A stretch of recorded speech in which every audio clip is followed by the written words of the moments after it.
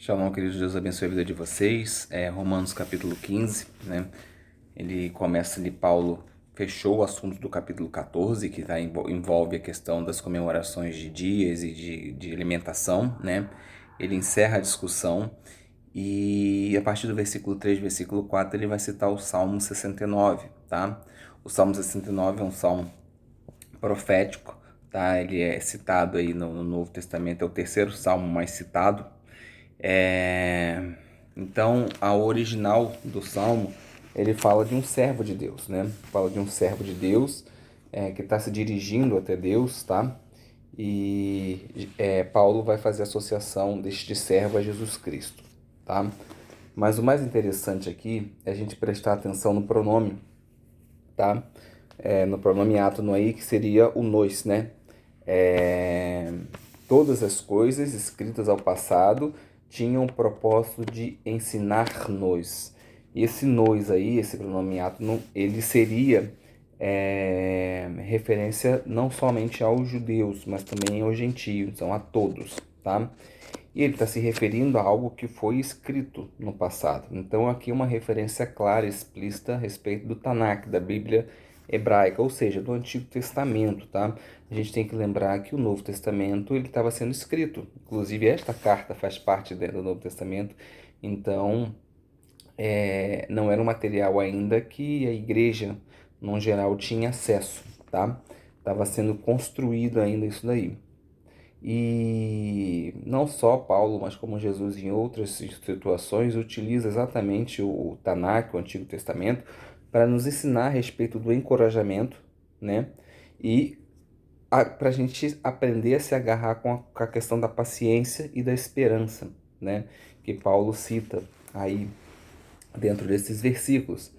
Então, muitas vezes o cristão menospreza o Antigo Testamento, né? Ou então diz assim, não, isso aí eram só coisas que viriam a acontecer depois, tudo se cumpre em Jesus e acabou. Não é tão bem assim, tá? Jesus Cristo, claro, ele completa todas as coisas, isso aí é indiscutível, mas o Antigo Testamento, ele é uma base. Você não constrói uma casa sem você construir um fundamento, né?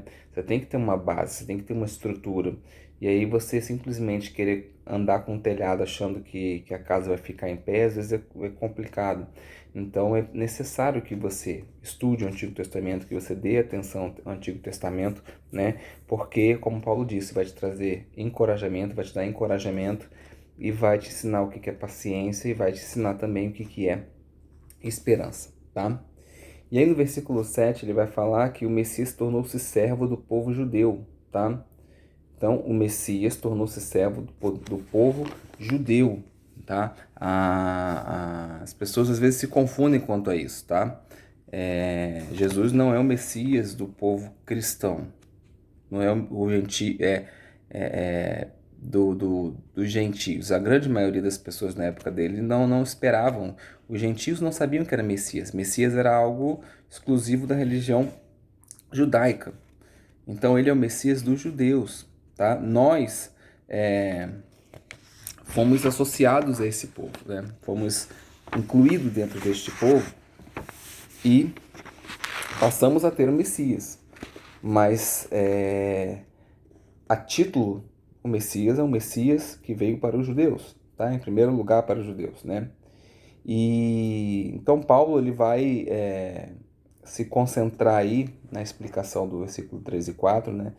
Em duas situações onde Jesus se tornou servo para os judeus, né? Como o servo lá que é citado no Salmo 69, né? Primeira delas, Paulo vai deixar explícito para a gente para demonstrar a confiabilidade de Deus. E a segunda para demonstrar misericórdia, tá? A misericórdia do próprio Deus, tá? Então, alguém poderia questionar isso daí. Falar assim, Juliano, mas, poxa, nem todos os judeus seguiram Jesus, né? Como é que fica essa situação, né?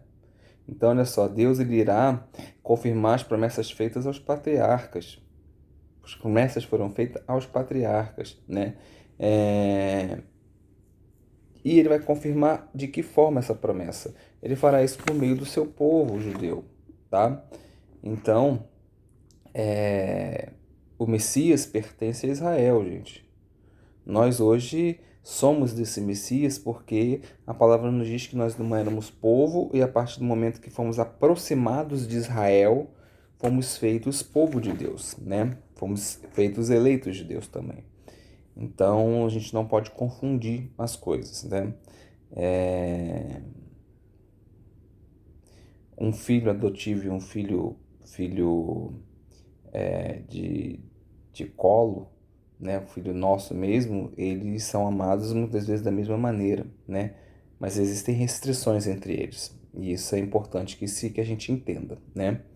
Bom, e como é que a misericórdia de Deus é demonstrada nessa história, já que você falou aí, Juliano, que Paulo escreveu ali que era para demonstrar a confiabilidade de Deus e demonstrar misericórdia. Como é que Deus manifesta a sua misericórdia? É fazendo os gentios, os não-judeus, a glorificarem a Deus, tá? E aí Paulo, ele vai, como um bom rabino, ele vai aí mostrar as evidências, as provas, né?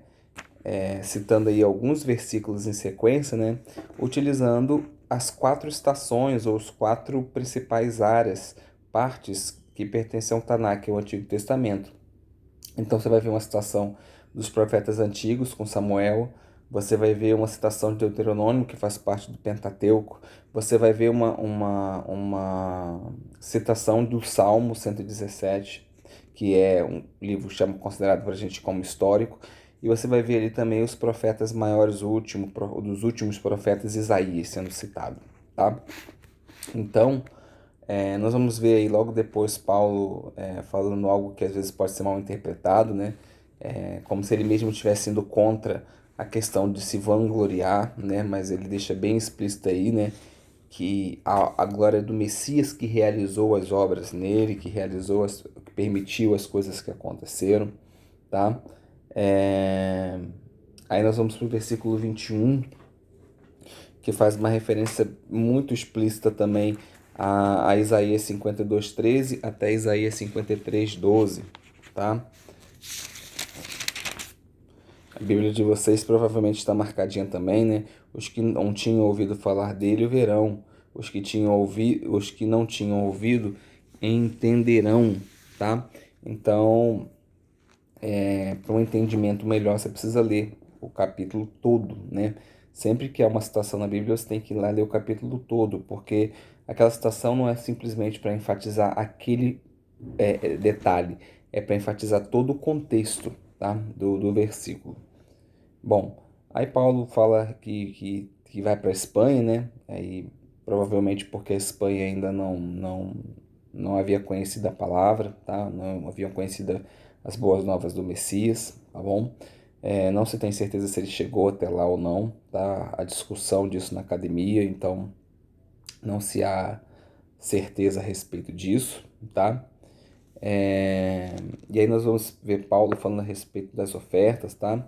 A gente precisa entender que anos antes, né, os líderes lá da comunidade de Jerusalém, né, já haviam pedido para Paulo para que ele nunca se esquecesse dos pobres. A gente pode ver isso lá em Gálatas capítulo 2, versículo 10, tá? Então os apóstolos já haviam feito essa solicitação para ele, né? E nós vemos aí, se a gente for pegar 1 Coríntios capítulo 16, versículo 1 ao versículo 4, se formos pegar também 2 Coríntios 8, 1 até o 9, 15, nós vamos ver Paulo falando sobre coleta de dinheiro para os pobres, tá? Então, Paulo teve aí um certo êxito ao ensinar a caridade às pessoas, tanto é que nós vemos essa coleta partir pelos cristãos da Macedônia e de Acaia, né, que tiveram a passagem de Paulo ali. Então, eles aprenderam sobre isso e eles mesmos, não houve necessidade de pedir, eles mesmos se levantaram para poder ajudar os seus irmãos em Jerusalém, tá?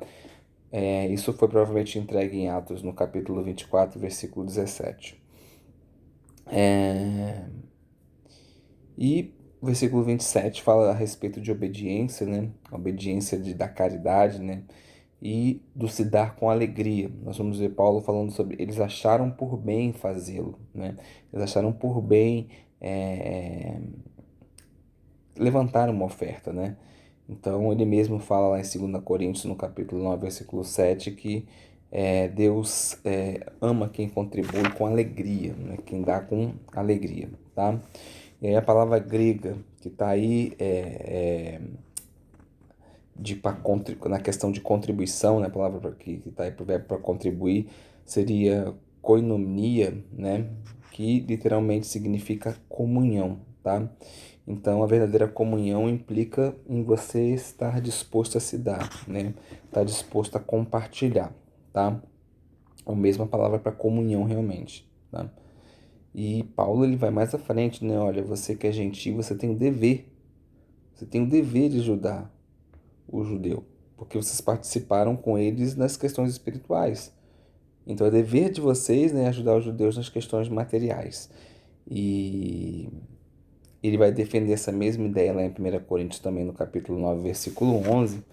Então, é um assunto polêmico para os dias de hoje, mas que nos períodos ali da primeira igreja era normal. Inclusive, essa ajuda nem sempre eram para os judeus que acreditavam em Jesus. Às vezes eram para os judeus não crentes, tá?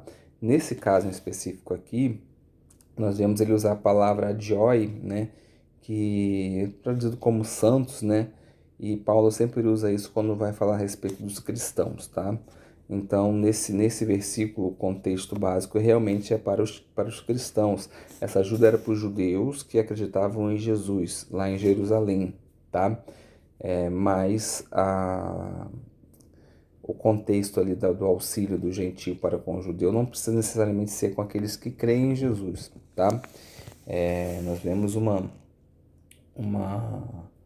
uma visão muito correta do meu ponto de vista. Por exemplo, quando gravando esse vídeo, há 2 dias atrás, se não me engano, teve um terremoto na Turquia e muita gente morreu nesse terremoto e Israel mandou uma força, uma missão de ajuda para lá. E se você for olhar com carinho, a Turquia não é muito amiga de Israel, né?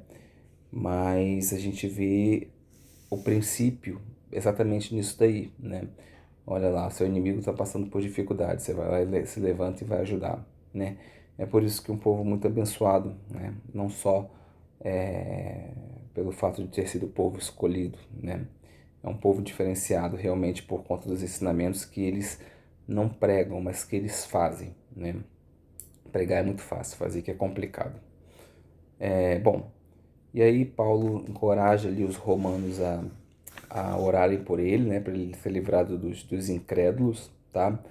A gente observa, se a gente for lá em 1 Tessalonicenses, no capítulo 2, versículo 14 e 16,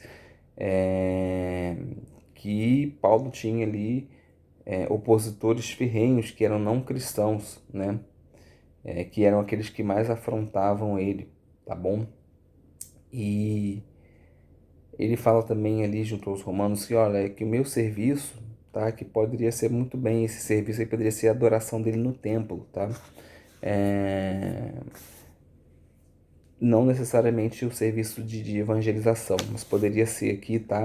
Fica vago, que meu serviço para Jerusalém seja aceito ao povo de Deus dali, né? Poderia ser só simplesmente da oferta, mas a pergunta que fica é por que eles recusariam uma oferta, tá?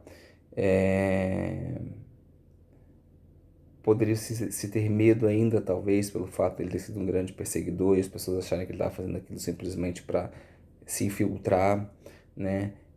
Haviam muitos contrários a Paulo, né? Os apóstolos eles eram a favor, mas havia muita gente contrária da segunda elite, ali, não da primeira elite, mas da segunda elite. Havia uma galera ali que era complicado, né?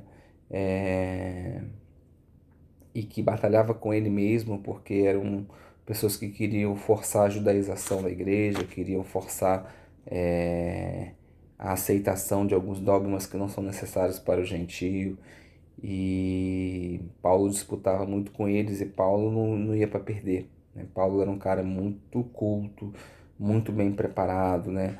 E além disso cheio do Espírito Santo de Deus. Então, imbatível, né? Imbatível ali no meio dos dele ali. Mas a gente sabe que independente de qualquer perseguição e tudo mais, provavelmente ele conseguiu sim entregar essa oferta. A gente tem uma ideia disso daí quando a gente lê Atos no capítulo 21, tá? E Atos no capítulo 24. Bom, esse é o capítulo 15 de Romanos. Espero ver vocês em breve. Shalom.